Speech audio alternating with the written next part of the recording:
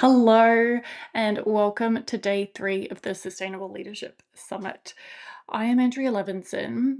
Today, we are talking about not all tired is the same. Specifically, the energy drains that are shaping our experience of modern leadership.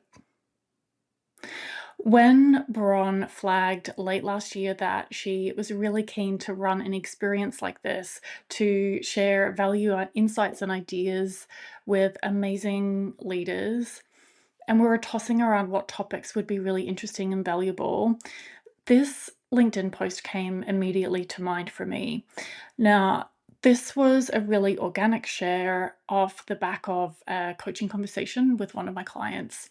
And I was so surprised by the reaction. The number of people reading, engaging, sharing their experiences, dropping into my messages, asking for the tools or the frameworks that I alluded to in that conversation really blew me away. Not because of the numbers. Let's be honest, depending on who you are, the specific numbers or metrics are tiny or massive. Not really the point. What this was signaling to me is that it tells us something, it gives us data about our shared experience of leadership, particularly post 2020. COVID-19 is one of those experiences that very much divides our life into a before and an after.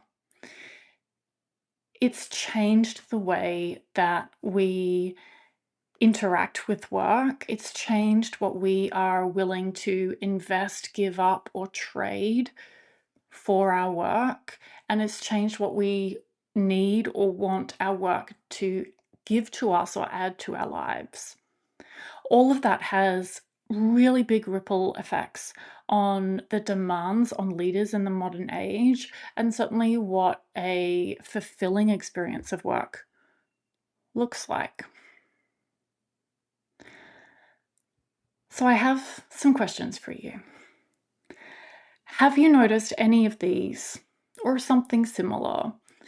Maybe your motivation feels harder to access. Perhaps you used to wake up raring to go, eager to dive in. You were excited to get to work. You found your KPIs, your projects, your team really motivating.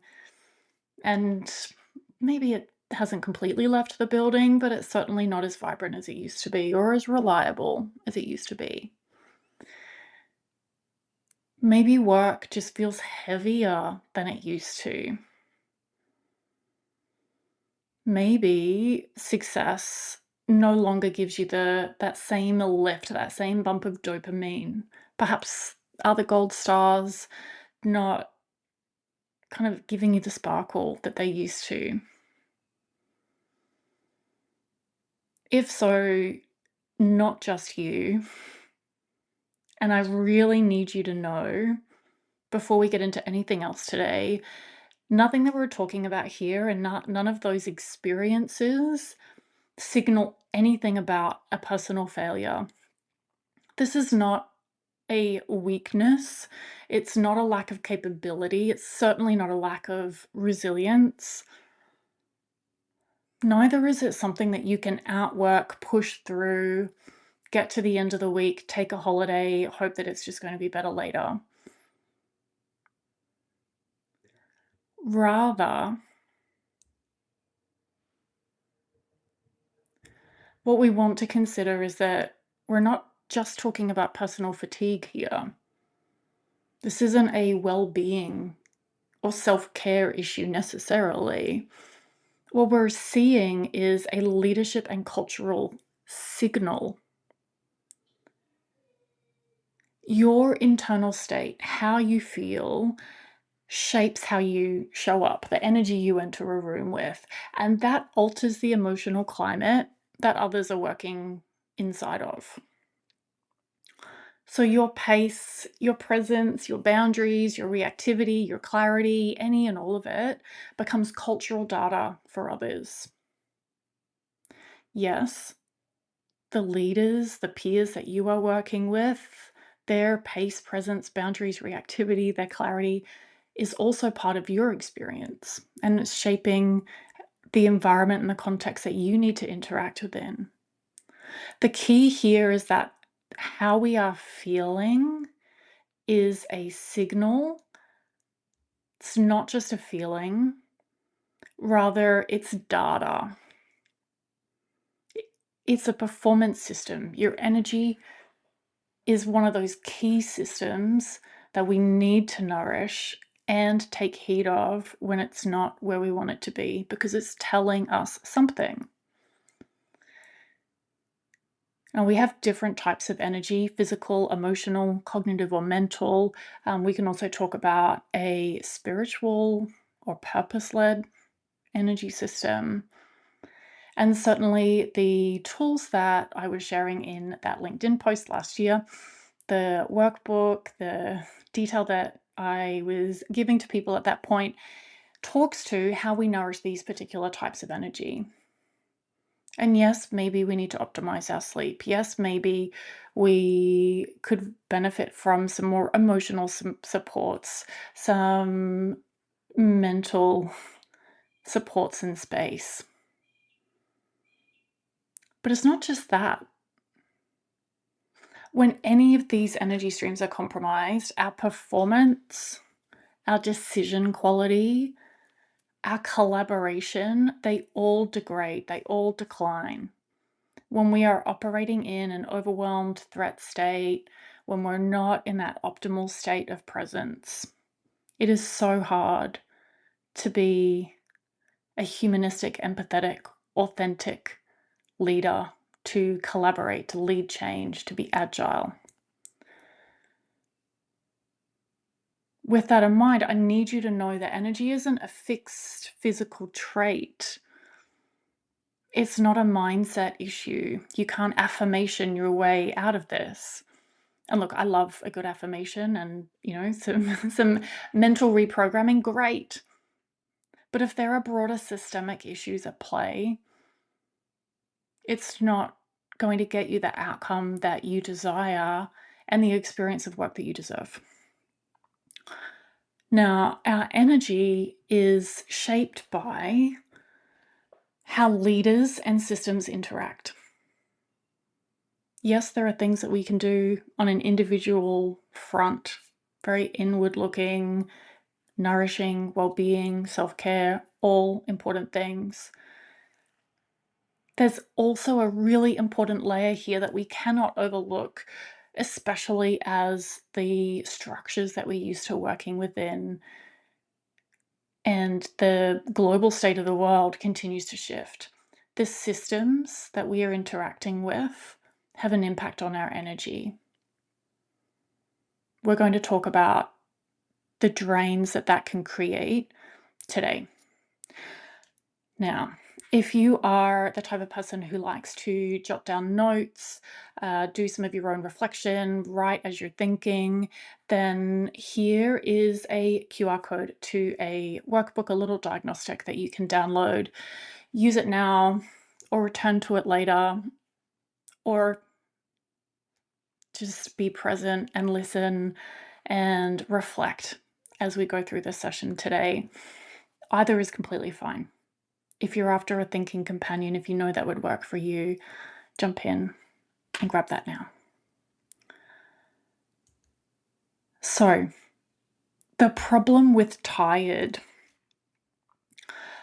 I don't know about you, but I hear people talking about, with people that they know and trust, tired in the way that we all used to talk about busy. Hi, how you going? Oh yeah, good. Busy.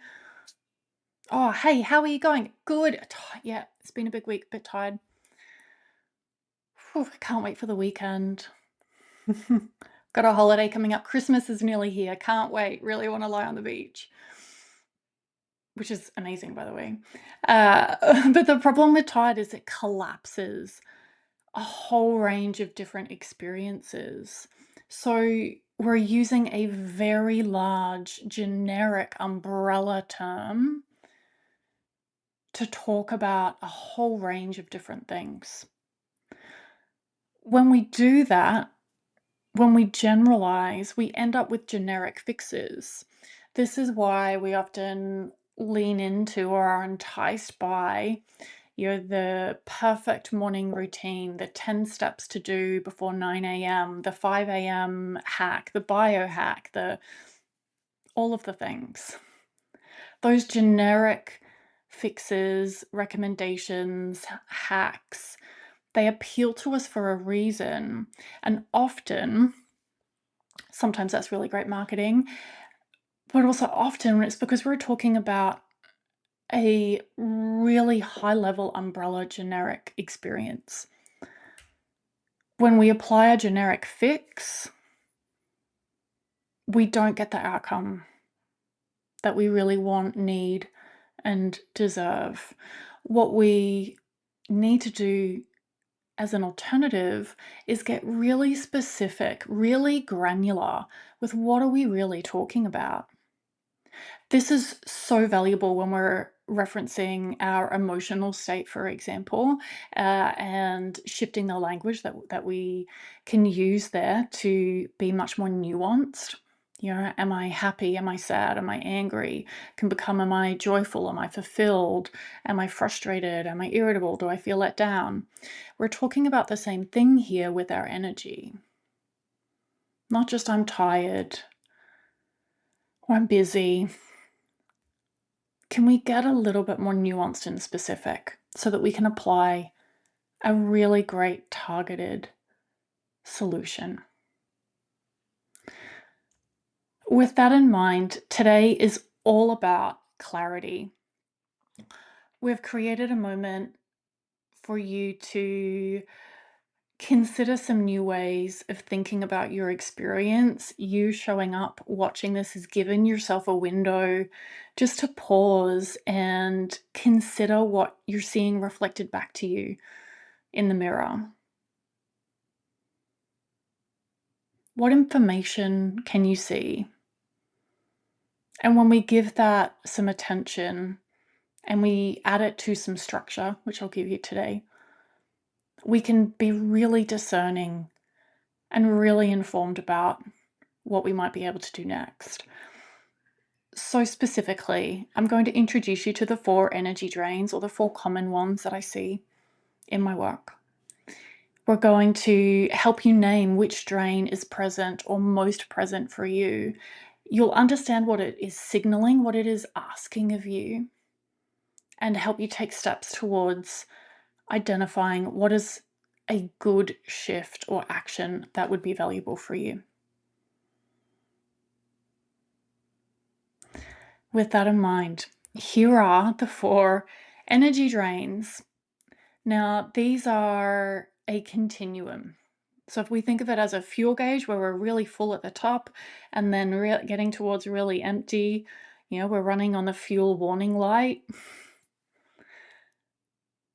This is where we end up, okay? So 4 common energy drains. You may have one hole in your bucket that is small or large. Most of us have multiple holes in our bucket. They're usually of different sizes, leaking different amounts of energy or capacity or capability. So we're talking specifically about misalignment, overload, loss of trajectory, and erosion of joy and meaning. 4 different independent scales. Now, I do need you to know that we're not talking about good or bad.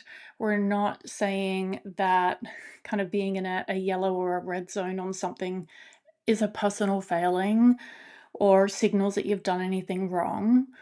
Remember, we're very much looking at this from the lens of an individual, a leader interacting with a context and a system. And it's the alignment, the match, the synergy, or the mismatch and friction between those 2 things that can sap our energy, can sap our vibrancy, can sack it too, but that's not really what I was going to say. Each of these is a continuum. Please steer clear of labels.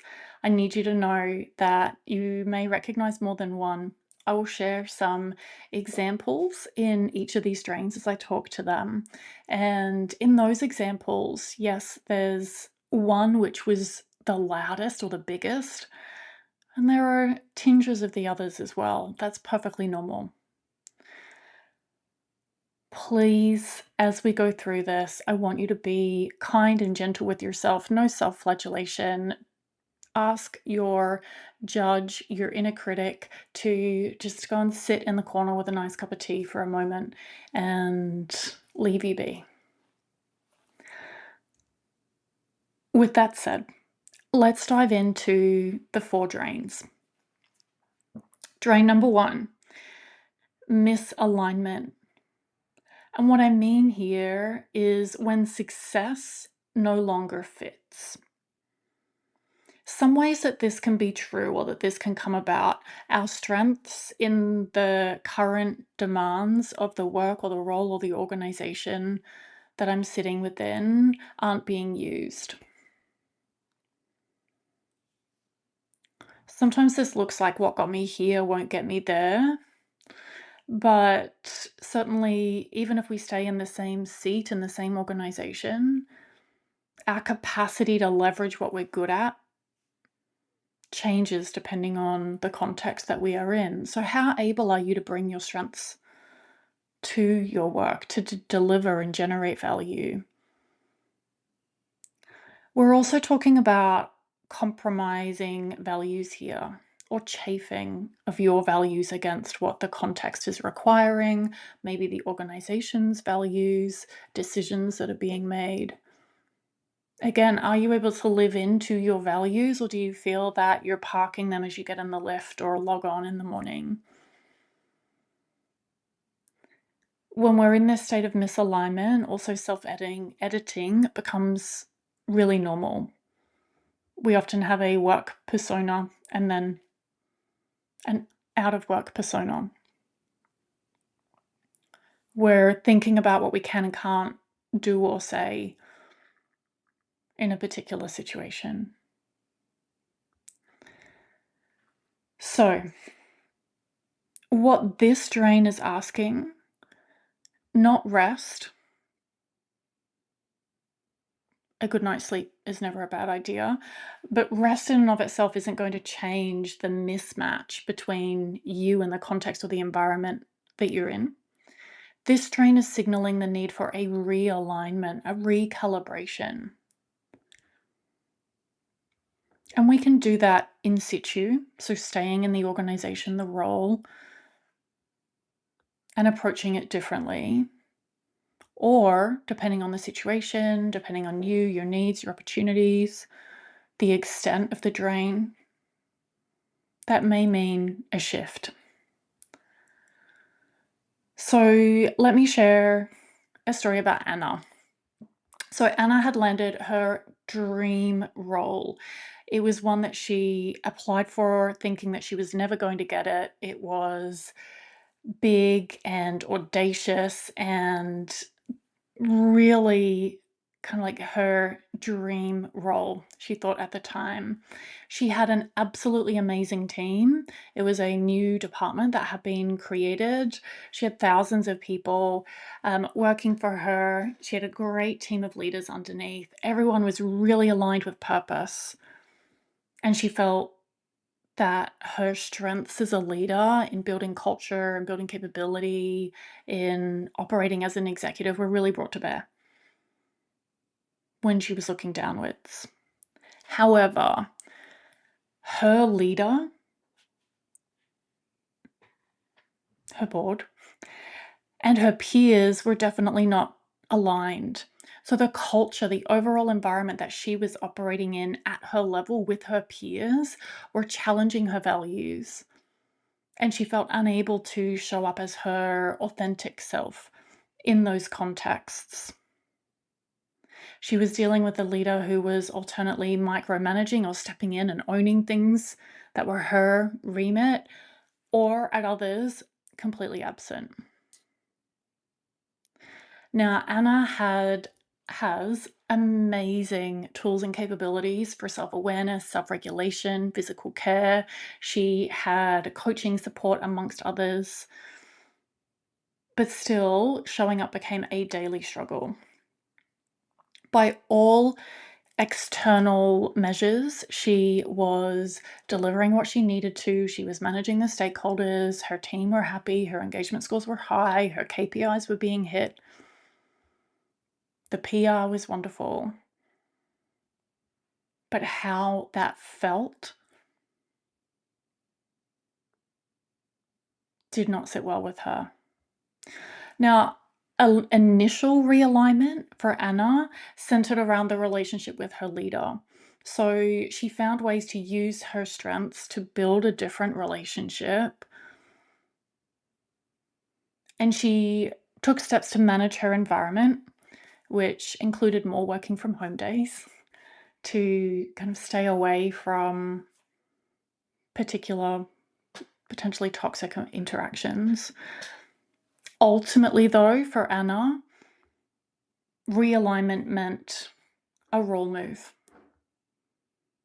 What she had been able to achieve in this dream role, however, set her up for another opportunity that, again, she never thought she was going to be able to secure. And she had the awareness and the learnings about what she wanted, needed, and how she worked best, what alignment really looked like, to make really smart choices and land in a place where she was stretched and challenged, but in ways that nourished her energy and her performance. So, misalignment. Do you feel you're able to leverage your strengths, show up in an authentic way, and live into your values? If not, where are those things tested? And what does that look and feel like for you? Drain number 2, and perhaps one of the most common. So if we think about people saying, "Oh, I feel tired," the alternative is often busy. Sometimes busy is replaced with, "Oh, just really loaded, really overloaded right now."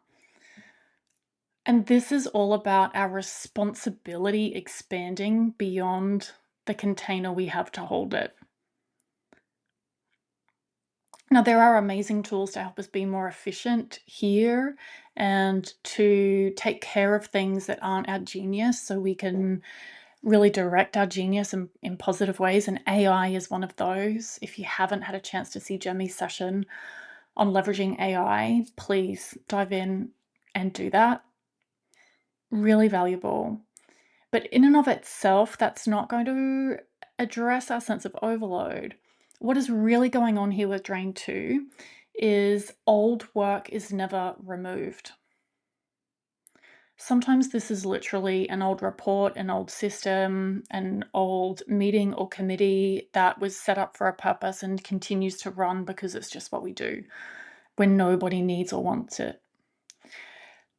More often, particularly in leaders who have been promoted within an organization, within a structure, it's the things that we used to do in prior roles that now genuinely should sit with somebody else, but we have never delegated, archived those.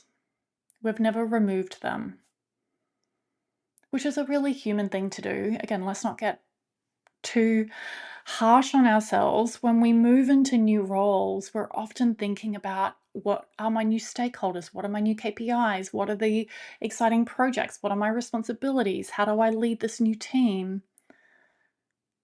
And less of our attention goes to, what am I deleting, removing? When we're in this state of overload, leadership space just disappears.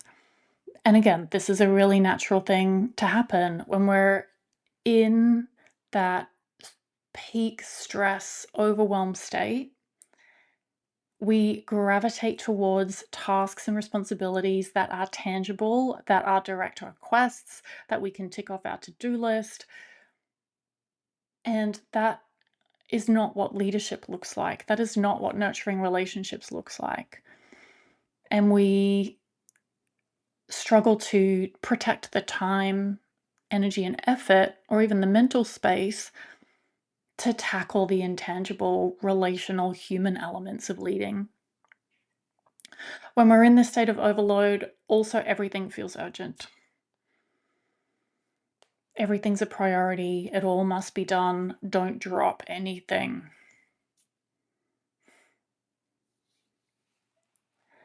What this drain signals is a need for editing, a need for subtraction.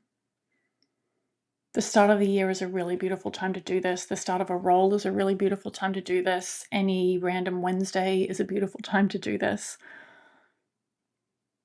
If you were to think about yourself in the seat and the role and the layer that you are in right now, what is the highest value activity that you are here to do, the discrete value you're here to create above and beyond the people around you, above you, below you? And anything that's not that, how can we remove it from your plate?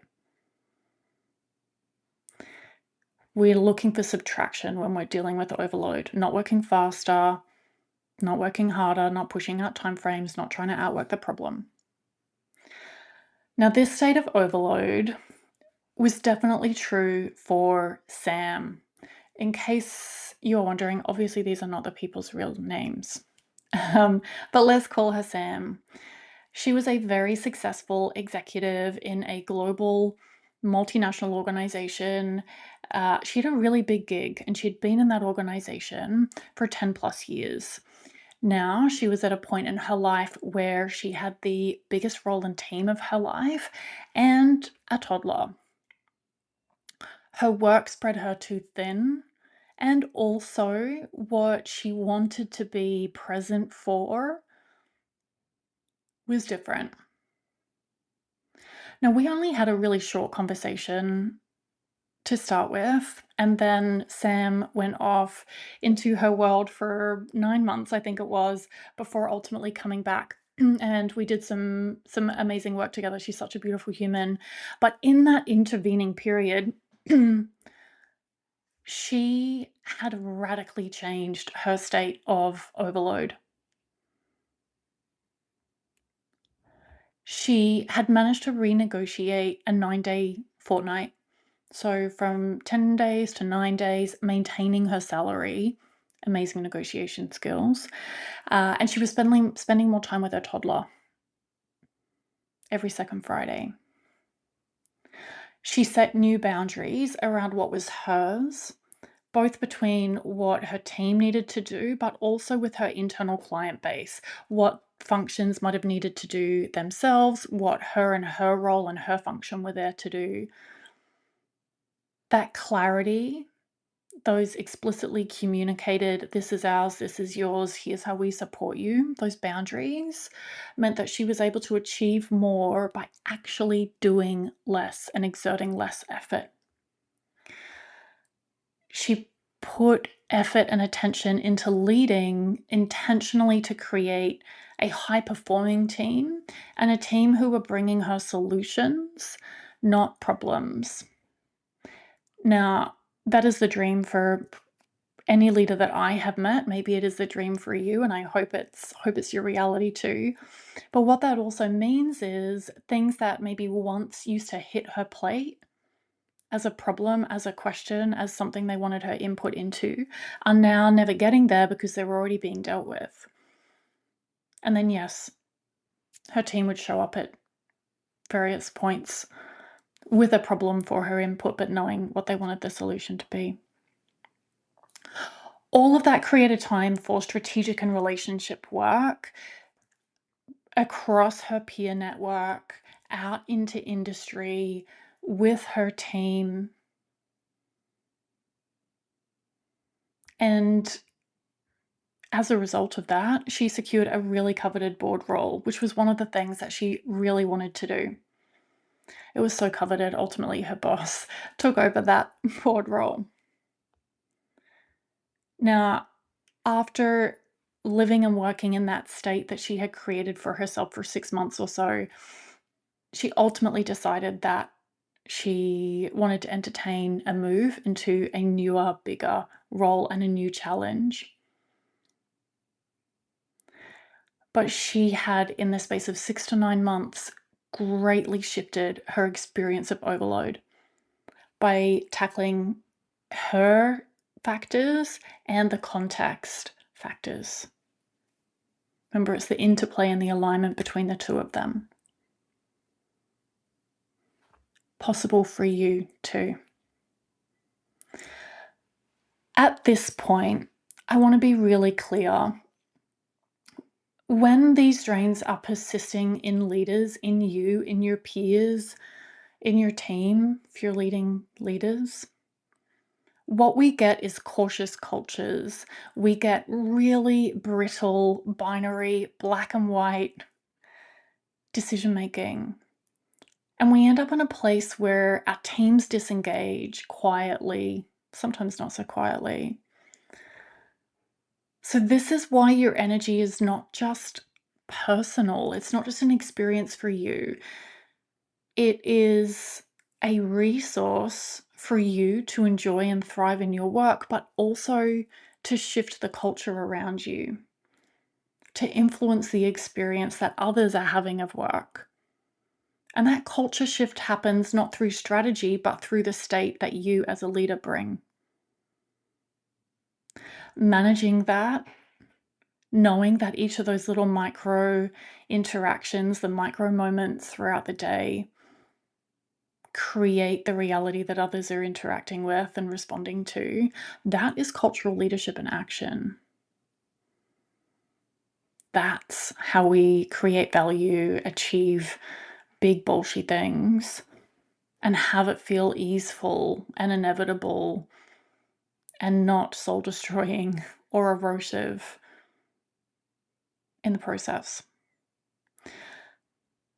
So I ask you, if you look around you right now in the environment, the context, the organization that you're working within, do you see more or less of these traits than 12 months ago? Is the culture more or less cautious? What does the decision making look like? Do we have people becoming more or less engaged? That's data and information for you.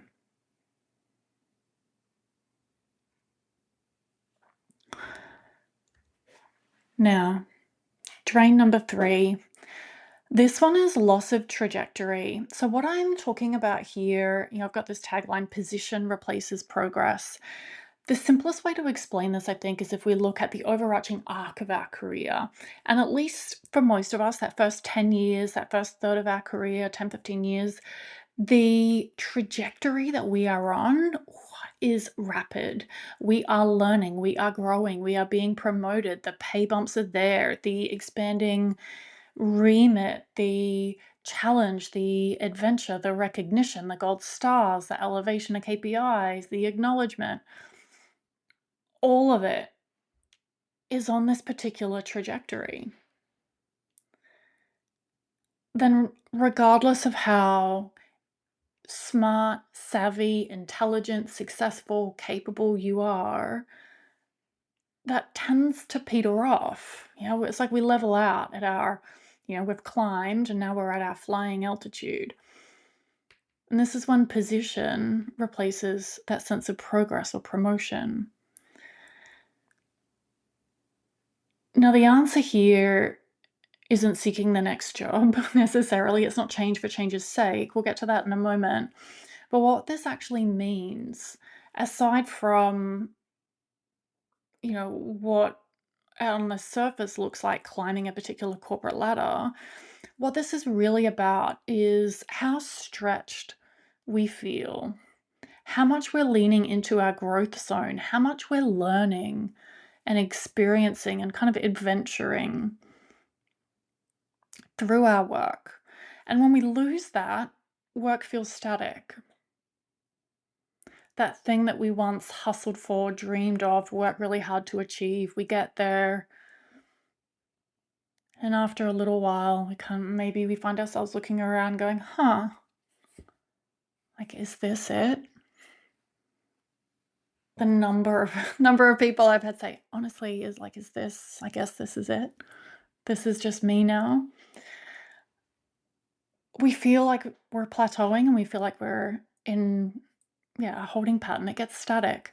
This drains our energy, it drains our vibrancy. We're basically living Groundhog Day. And the answer isn't jumping organizations, it isn't some random change, it isn't taking that invitation to, I don't know, do your job in the same organization in a different country necessarily. What we need is intentional movement and movement that creates challenge. That can happen in the seat and the role and the place that you're sitting in right now. Or maybe it does mean a change, but it's a change with intention when we know what we're hoping to achieve. So, let's talk a little bit about Kat. When I first met Kat, she was in a big executive role. She'd been running a function for a couple of years. It was the first time she had headed up that function as an executive. She had worked through some very big, very complex transformations, organizations in the past. She had a background of a lot of variety. She had taken on this big challenge and she loved it, but it was starting to feel a bit meh. Motivation was harder to come by. Those moments of kind of joy and progress seemed a little bit more manufactured. She was looking for the things to be grateful for the wins today, but they really didn't feel as vibrant and nourishing as they had in the past. So for Kat, part of the answer here was seeking out her first non-executive director role, her first board role. She was looking for a adjunct to what she was doing in her work that gave her new experiences, that stretched her in different ways, but without sort of blowing up her day-to-day work. She challenged herself with specific fitness goals. She experimented with a side hustle in a completely unrelated space. And she challenged herself to elevate her leadership so that she stretched.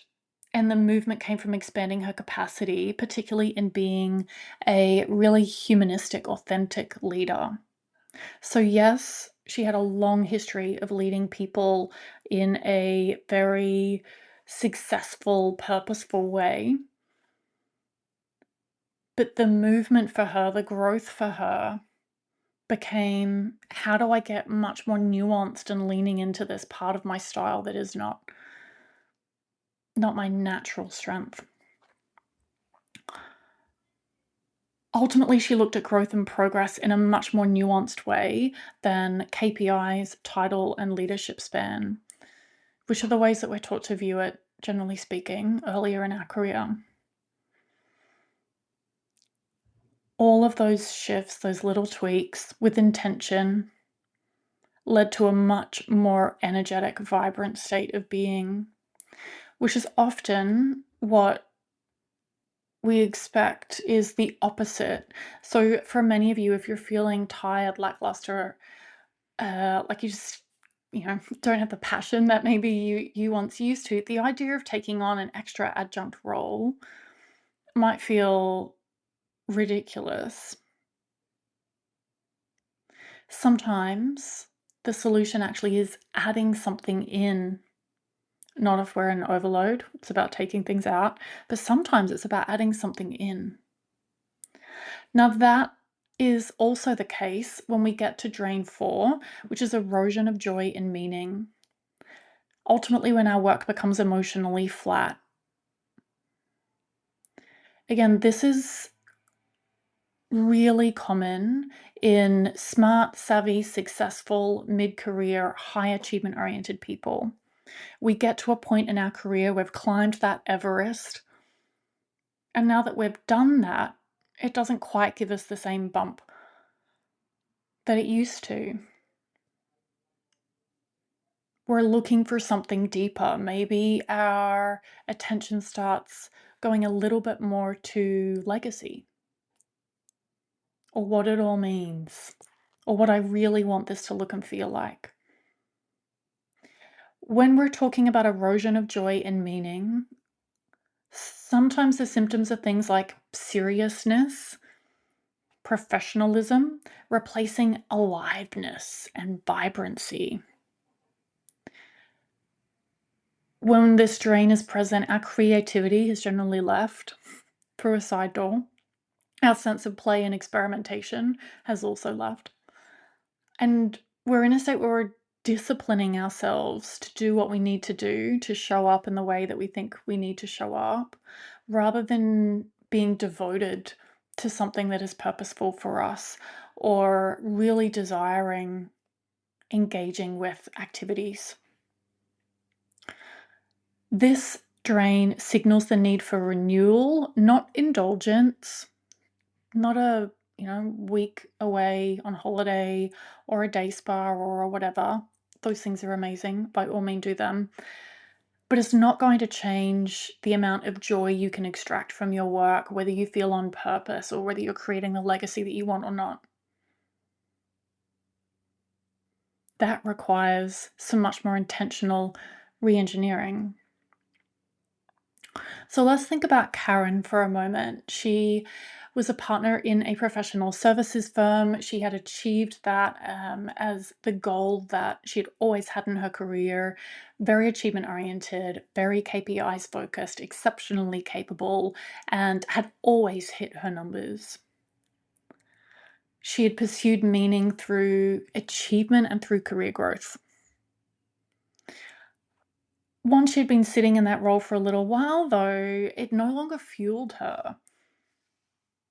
She wasn't finding the positive emotion, the fulfillment, the curiosity, the energy, the joy, the happiness in her work. So she started to look for new ways to experience that in the role and organization that she was in. For her specifically, this looked like investing a little bit more in relationships and seeing herself as being of service. The intent behind the activities that she was doing. Ultimately, she reframed the why behind her to-do list, even though maybe the tasks stayed largely the same. And doing that elevated her energy, her motivation, her vibrancy, her confidence.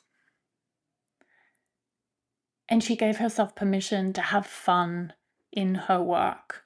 And this was in part around playing and experimenting and trying new approaches and doing things that maybe her peers weren't doing, but not being afraid of that, where it was aligned with her strengths. She thought it might help her improve relationships or deliver valuable service. Ultimately, not taking things so seriously while still being committed to really great outcomes. Now, for some of us, bringing in joy and meaning and some creativity ultimately looks like bringing in a creative hobby, some area where we can just play and make a mess and not care about what comes out the other end. For many, it's about adding something in rather than taking something away.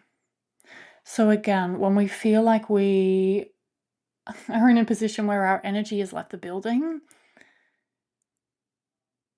the advice is often rest, get more sleep, like take things away, stop, recuperate, regenerate. All of those things are really valuable. And tomorrow Lucy's going to be talking about regenerative approaches to leadership. And that is so valuable. I can't actually wait to hear more about her genius, so I'll be diving into that session. At the same time, though, we can have all of that humming, but if we don't have joy, meaning, and purpose in our work, then it's not really going to solve the root cause of the issue. It doesn't mean blowing up your work and doing something completely different. Case in point, you've probably heard before the JFK anecdote about touring NASA. You know, asking the caretaker, the janitor, what is it that you do here? And that person, I always pictured them in really grubby overalls, like an older, slimmer kind of guy, gray hair, a little bit of a stooped appearance, leaning on his mop. I have no idea if that's true. But that's the visual that comes to mind for me. And that person responding, "We're putting a man on the moon. Not ice scrub toilets, but we're putting a man on the moon." That is a choice to connect with the end outcome that we're here to achieve or deliver.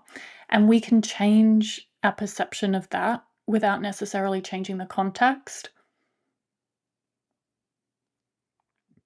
Maybe it's a little bit of both. So you've now met the 4 drains. Let's take a moment. Misalignment, overload, loss of trajectory, erosion of joy and meaning.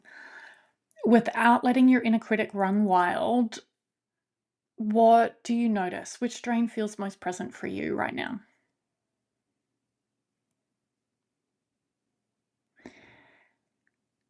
I want you to know that when leaders begin to take their state and their energy as an asset, but also leadership data, when you begin to track your state as leadership and cultural data, then we can build much more clarity. We become infinitely more confident. We take back our power and our agency, and ultimately enjoy our experience of work, but have the vibrancy to deliver the way that we want to, and enable others to do the same. So, why fixes often fail? Ultimately, it's because different drains need different responses. Again, if we say we're tired, we apply generic fixes, we don't get optimal results. What is really going on? And then what might we hypothesize is a good solution to try? Misalignment needs a redesign. Overload demands subtraction of some type. Loss of trajectory is asking us to create more meaningful movement. Sometimes that's also noticing the movement that is there and valuing it and recognizing it. Joy responds to a reintroduction of energy inputs. This is not a one and done moment. This is not just something that we think about when we change roles or we're thinking about pivoting our career. Leadership and the energy you can bring to leadership is an active and ongoing design process. The micro moments that you experience and create for others are all opportunities to adapt and create a cultural environment that allows the organization around you to thrive and you as a part of that experience. So, with that in mind, what is one intentional shift that you could experiment with or play with? What could you stop? What could you redesign? What could you reintroduce? Knowing what you now know around the 4 drains, having some ideas about how energy might be recreated or regenerated for you, what is one intentional shift that you could play with? Remember, if you want to extend this work or you want to go back through and take a little bit more time with the definitions, the descriptions, plot where you are on each of those scales, ultimately build on what we've shared today, QR code will take you directly to the free workbook. So the Leadership Energy Reset. Feel free to grab that and work through. I really would like you to walk away from today remembering that tired or not being energized is not a weakness or a personal failing. It's a leadership input, it's information, it's data. And when we have clarity around what that data is telling us, we're able to create a much more sustainable and joyful way of working. And in a world where increasingly the future of work and leadership is human and us leveraging our human skills and managing our human operating system, this is a capacity, a capability that will never steer you wrong. How you feel is a signal. Be curious. What is it trying to tell you? Thank you so much for working through this session today. Not all tired, this is the same. The Sustainable Leadership Summit has a range of beautiful speakers talking on really aligned topics. So if you haven't had a chance, dive into some of the replays. If you have any questions, thoughts, insights, if you've had light bulb moments through today, please come find me on LinkedIn. You can connect, follow, or drop into my messages there. More than happy to answer any questions that you might have. Tomorrow's session with Lucy is on regenerative leadership. Such an important topic as well. So please, if that appeals and you want to feel more alive and you're sick of the extractive reductionist way that we think about energy and leadership, dive into that one. We've also got a panel Q&A on Friday where all four of us will be jumping on and answering your questions. So be sure to dive into that as well. Thank you so much for being here today, and I can't wait to hear how your energy and vibrancy elevates as you rethink your relationship with work.